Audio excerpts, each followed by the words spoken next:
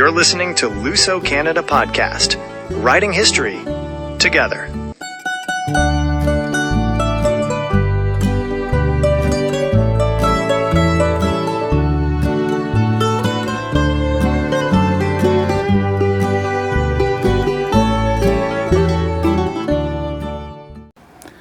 Bem-vindos a mais um episódio do Luso Canada Podcast.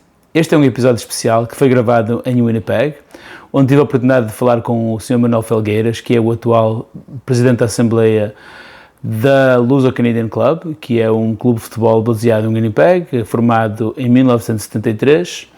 Falamos um bocadinho sobre o historial da organização até os tempos atuais. Falamos também sobre a sua história pessoal de imigração e um pouco sobre a história da imigração da província de Manitoba e da cidade de Winnipeg. Penso que é uma história enriquecedora, uma conversa muito enriquecedora para todos nós, para o projeto Luso Canadá também. Vão notar que existe um ruído de fundo, porque a gravação foi feita na sede, num domingo, com muita afluência, mas de qualquer forma pensei que fosse importante publicar esta conversa, para que fiquem a conhecer melhor a organização, que merece, obviamente, que seja promovida, e também um pouco mais sobre o historial tanto da comunidade portuguesa em Winnipeg como em Manitoba. E aqui fica então o testemunho desta conversa. Boa tarde. Boa tarde. Sr. Manuel Felgueiras. E quem é o senhor? Eu sou Paulo Pereira. Paulo Pereira. Pelo lusocanadá.com. Prazer igualmente. Yeah. Então você é um dos, se não foi um dos fundadores, ou pelo menos conhece a fundação do clube, não é? Eu não sou fundador, mas sou talvez dos primeiros sócios. Talvez, eu acho que o meu número hoje existe no Luso, número 11.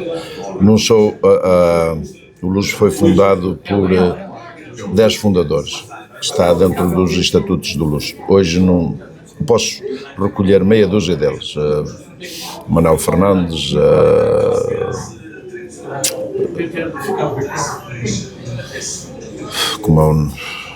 pronto, agora está-me a passar certo nome, eu não vou recordar todo, mas eram 10.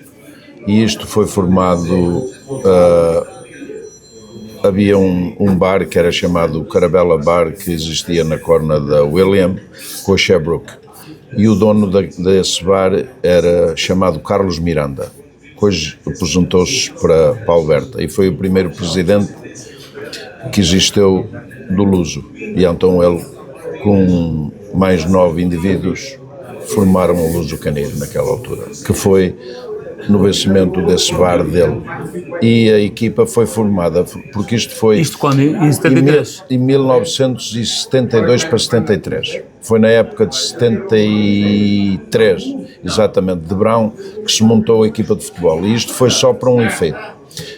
O Luso, quando foi formado e começaram a adquirir sócios, foi só com o intuito de suportar futebol. Nada de cultura, nada de folclore, nada, 100% para desporto e futebol. E representar Portugal. E representar a comunidade portuguesa. Toda a gente queria praticar futebol, porque havia só uma equipa de futebol aqui que era suportada por a Associação Portuguesa de Manitoba. A malta mais nova, ou a malta que não tinha tanto talento, juntava-se ali no bar, e então foi como isto foi formado. Depois um sócio, 2 sócios, 10 sócios, e depois isto até chegou a um patamar de ter 100 e tal sócios, não é? E depois houve uma época que decaía um bocado conforme as direções, não é? Mas existiu sempre o clube. Houve certos anos que não tiveram equipa de futebol. Hoje tem equipa de futebol outra vez, têm o prédio, têm um patrimóniozinho já mais ou menos, não é? Mas houve grandes turbulências. Por exemplo? Por exemplo, houve uma altura, um sócio fundador ultrapassou-se na venda desta casa. Que isto, pronto, nós estivemos lá, então, eu vou começar do princípio. Estivemos lá na corna, então, da Sherbrooke com a William. Alugado? Não, era de graça, porque era o Carlos Miranda era um dos fundadores. Exatamente, o Carlos Miranda, que era o dono do bar. Nós estávamos lá no vencimento, ajudava-o também ao negócio, não é? juntou-se o bom ao agradável, não é? Exato. Depois o Carlos apresentou-se para a Alberta e ele vendeu o bar a outro, não é? E a malta, ele não suportava o desporto e então nós mudámos para a Isabel, que vem hoje a ser na Corna, é o Myers Drugstore, e deram lá um cantinho a pagar uma coisa mínima. Mas as cotas dos sócios não dava para suportar a equipa, então nós dizemos, nós temos de arranjar uma maneira de fomentar um bocadinho de dinheiro, não é? Começámos a pedir a outro e coisa, fomos para outro bar. Naquela altura era o João Tavares o que dirigia o futebol. Depois, ao fim de João Tavares, veio o João Valentim de presidente. Aí é que foi um terremoto, também não tinha muita organização e levou tudo para a casa dele. Depois, ao fim do João Valentim, veio o Luís Carreira. Esteve um ano, era dono de um restaurante aí, então apoiava-nos financeiramente. Mas andávamos sempre aos trambolhões.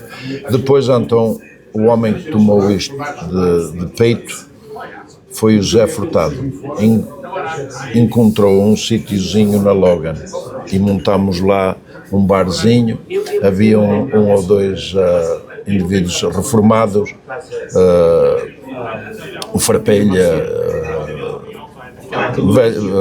e o Hernani iam para lá no bar e não faziam muito, abriam às 2, 3, abriam quando apetecia.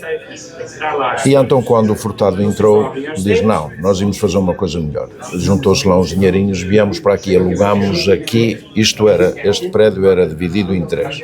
Havia uma cabeleireira, havia uma biblioteca, vender livros, e o Luso ali ao meio. Então fez-se aqui um barzinho e então aí começou, foi o Zé Furtado que teve a iniciativa, esse presidente, e teve muito tempo. E depois chegou-se ao... Está mais ou menos o ano em que vocês mudaram-se para aqui? Desculpe. Eu posso-te pôr isto mudou-se para aqui, eu vou dizer, nos fins de 70 e princípios de 80, mais ou menos.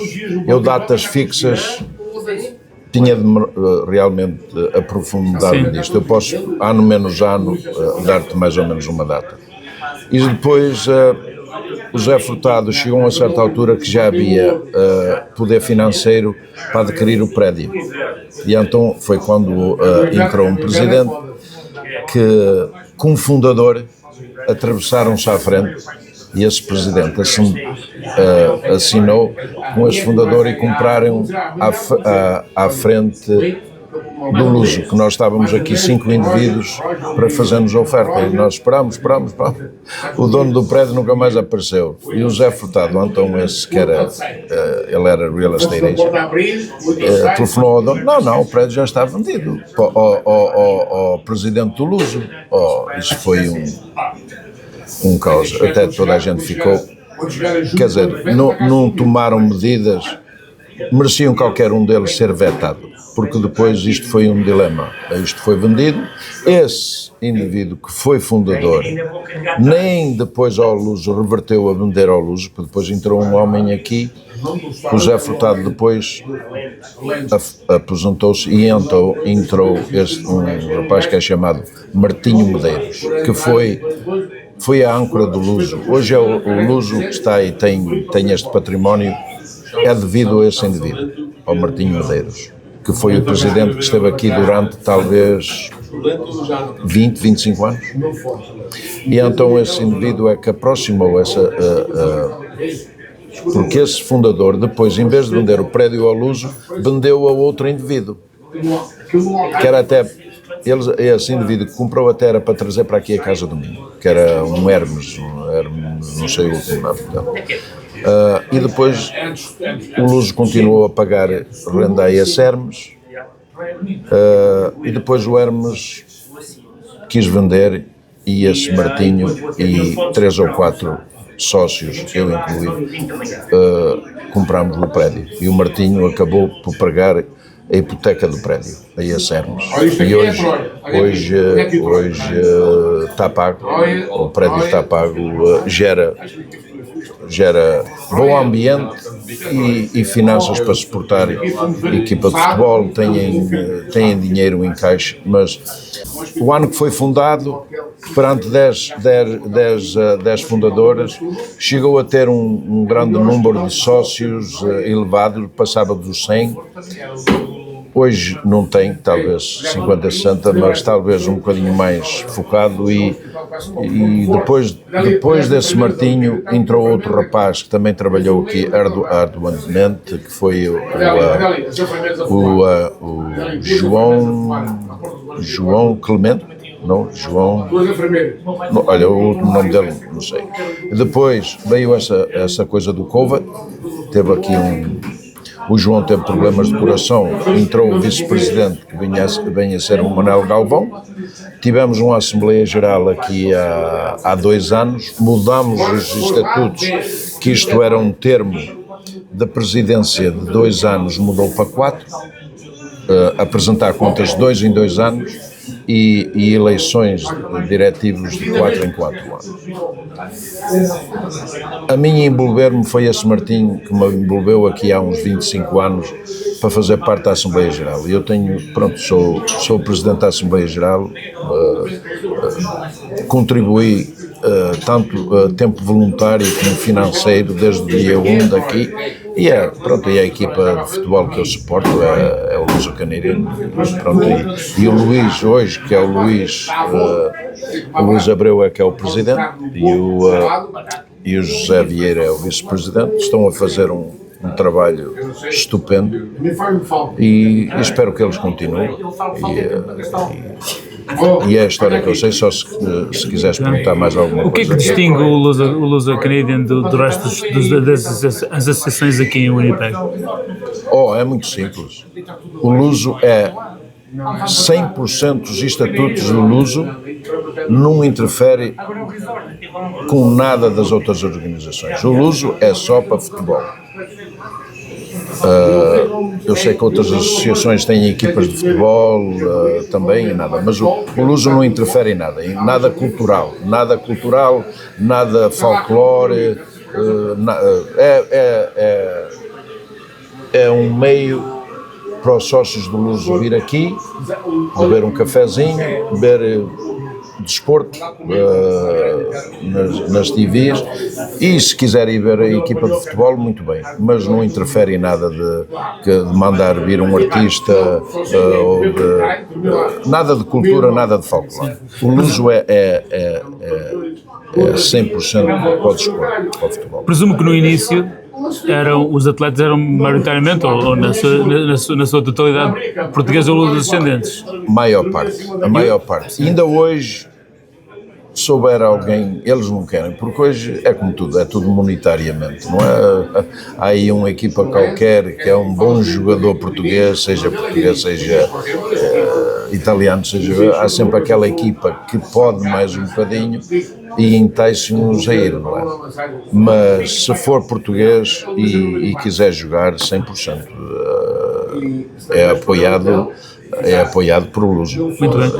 Fala um bocadinho das vossas conquistas ao longo destes anos, destes 50 anos de existência. Olha, sabe, o campeonato realmente aqui da Liga nunca foi ganho por Luso.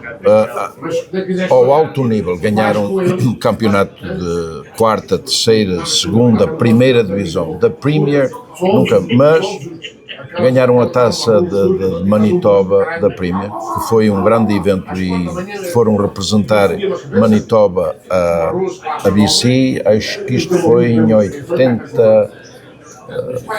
80 e tal.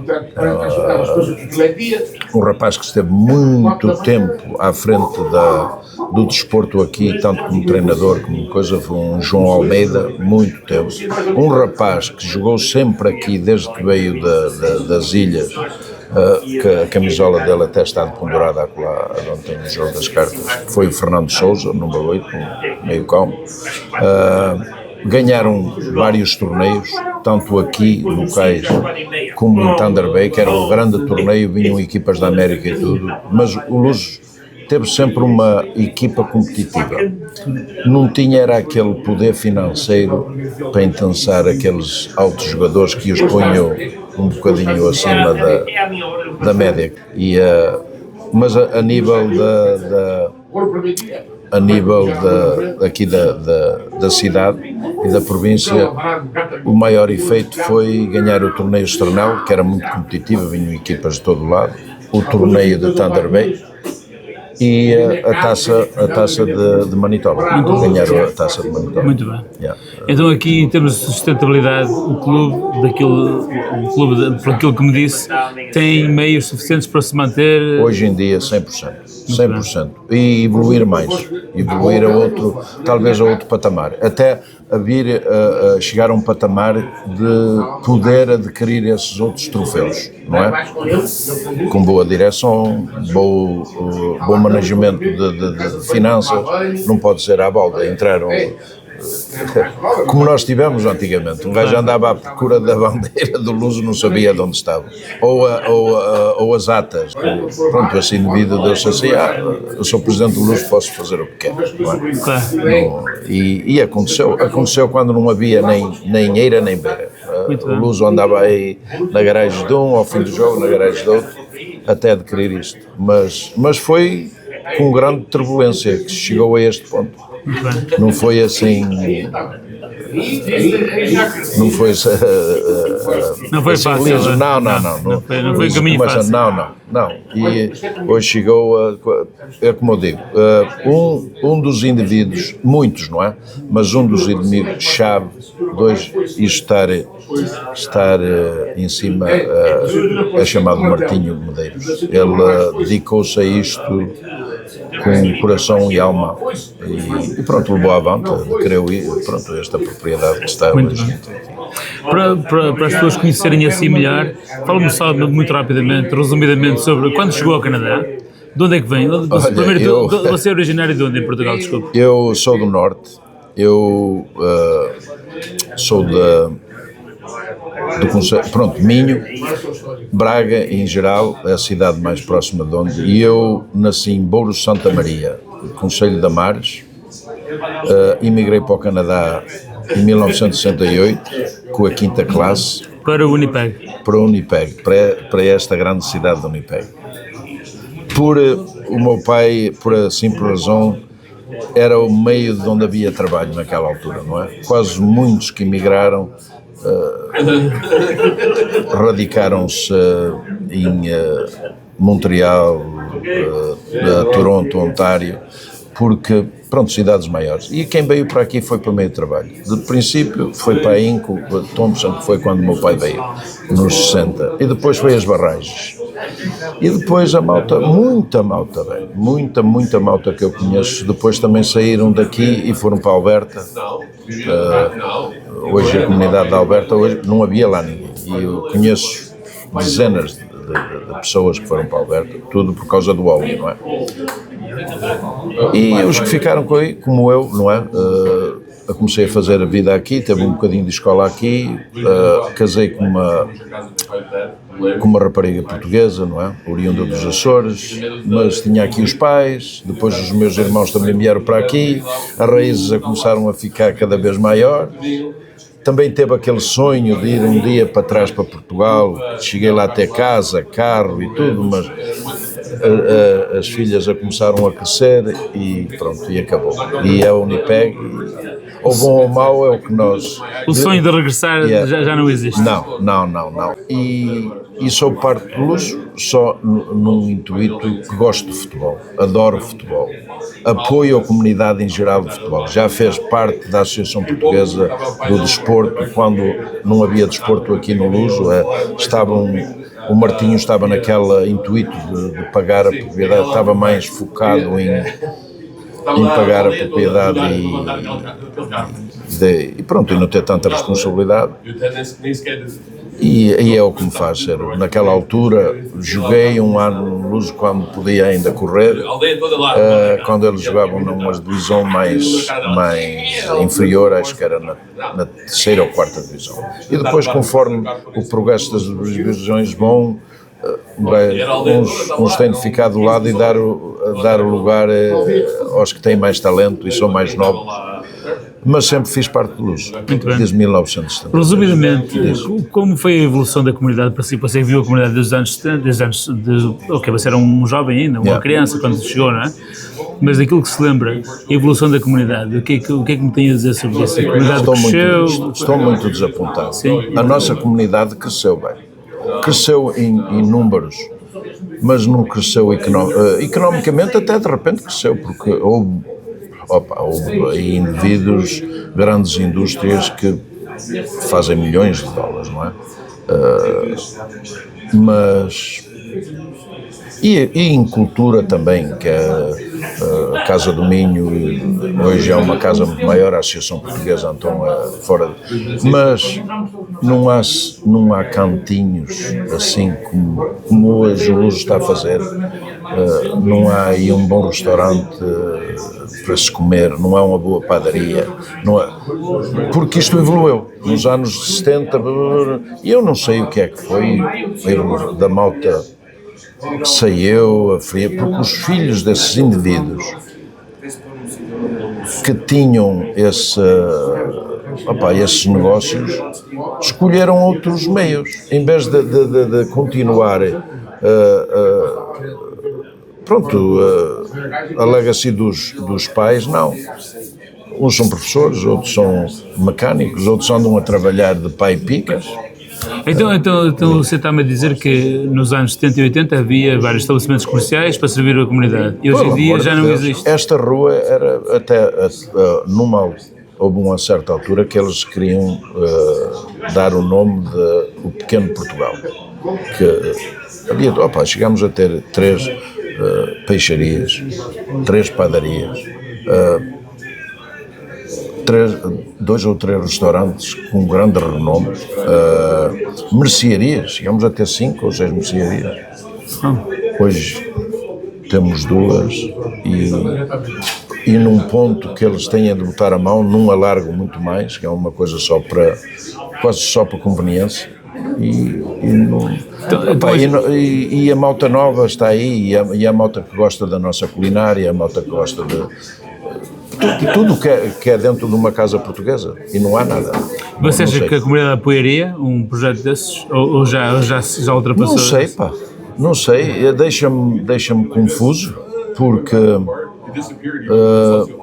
houve malta que deu a bicada e fugiram, não sei, com medo ou sem medo. Eu esteve envolvido neste negócio de bar, que eu tive um bar aqui em baixo, teve ali 30 e tal anos, e tenho 1 ou 2 propriedades aqui até na cidade onde está o bar, mas nunca me foquei, porque eu não sei, talvez seja uma pessoa quando se foca a montar um certo negócio, só a contar com a comunidade, acho que não tens sucesso. Tu tens de montar um negócio para a população em geral, que é o que acontece em Toronto, nesses meios. Vou montar a contar só com os portugueses. Não, é o primeiro passo de insucesso, é esse. A minha última pergunta para si será, como você já está aqui desde quase o início da implantação da comunidade aqui em Winnipeg, como é que você vê o futuro quando as pessoas da sua idade, as pessoas que criaram a comunidade, da primeira e a segunda geração, já não se ligarem à comunidade? Como é que você vê o futuro dos clubes, das associações, da própria cultura e da cultura portuguesa aqui em Winnipeg?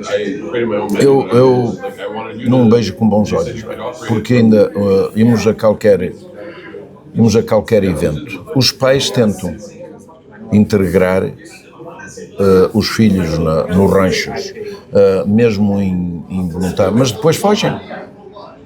Eu vejo cada vez menos e menos malta. Eu vejo sempre a mesma malta, envolvidos, malta que já estão envolvidos desde os anos 70. Muito pouco em percentagem malta nova. Hoje na associação, olha, o Sam é presidente da Casa do Minho, é um caos ver um rapaz novo por lá, assim, na associação também. Talvez esse negatismo que eu estou a prever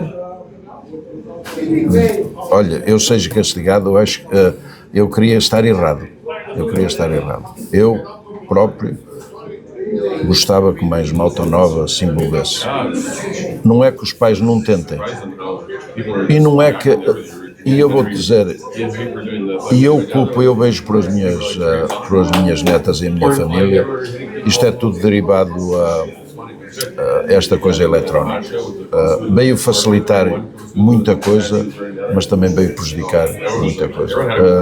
A malta prefere hoje estar à frente de um computador ou de um telefone, da coisa, de que estar a dançar, um bailarico na associação ou na casa de Minho, ou seja o que for, ou a vir a falar um bocado aí com os amigos. Não sei o que é culpa, mas não é igual como nos anos 70, 80 e 90. Isto decaiu muito e, para te dar a minha perspectiva, não vejo com bons olhos, mas eu espero de estar enganado. Eu gostava de estar enganado. Não sei noutras comunidades, porque que não as vivo-as aqui, localmente. Mas às vezes uma pessoa vai ao YouTube e vê em Ontário e a Montreal e coisa, nunca se vê lá a malta de 20 anos, 18 anos, 25. Vê-se sempre aquela malta já dos seus 50, 60, a dançar com os seus velhinhos. Não sei, talvez vamos mudar. Na nossa terra, tu és de onde? Barcelos. Barcelos? Então somos vizinhos. A malta levou a peito a juventude, festas que não eram feitas há dezenas de anos, desde que eu emigrei. Algumas eu até ainda vivia lá e eles não faziam, e hoje fazem, e é a malta nova. Sim. E é a malta nova, verdade? Verdade. E eu digo-lhe, apesar de eu ter o mesmo receio que você tem, e espero que esteja enganado também. E foi um prazer enorme falar consigo. Igualmente. Muito obrigado por verem e ouvirem o Lusa Canadá Podcast. Até o próximo episódio.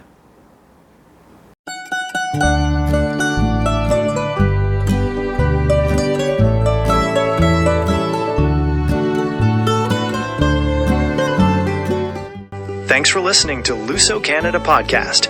Join us next time as we continue writing history.